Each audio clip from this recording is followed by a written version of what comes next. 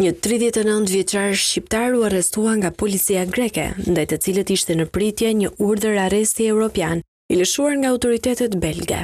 Në prangat e policisë ka rënë Osman Hoxha nga qyteti i Fierit. Arrestimi i tij u krye nga oficer policie të nën drejtorisë së narkotikëve të drejtorisë kundër krimit të organizuar të policisë greke.